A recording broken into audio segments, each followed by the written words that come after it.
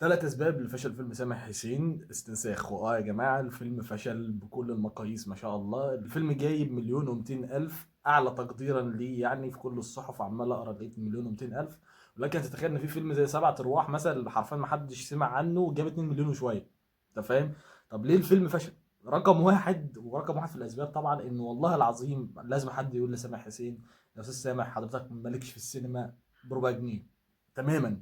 وده ما يعيبكش، يعني انت راجل في المسلسلات زي العسل، فاطين وميشو بقى والحاجات دي زي العسل، بس مالكش في السينما. في واحد تاني مثلا ليه في السينما ملوش في المسلسلات، زي مين؟ احمد عز. احمد عز سينمائي جدا، لكن حطه في مسلسل يعمل لك مسلسل حلو بس ما يجيبش مشاهدات، ما يجيبش جماهيريه. فاهم الفكره؟ ففي ناس هي ربنا رازقها في الحته دي، فحضرتك مالكش في السينما دي خالص، يعني سيبك منها. عايزك تشتغل ايه؟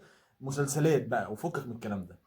رقم اتنين في الاسباب لفشل الفيلم ده هو بصراحة البروباجندا اللي اتعملت عليه. الناس في مصر حويطة، والناس في مصر دايما بتتشكك في اي حاجة. لما البرنامج بتاع قطايف نزل في رمضان ثم الفيلم بعده قال لك اه بقى بس هو الراجل ده بيعمل ماركتنج بقى لايه للفيلم بتاعه والكلام ده، واه بس مش داخلين. فاهم الفكرة؟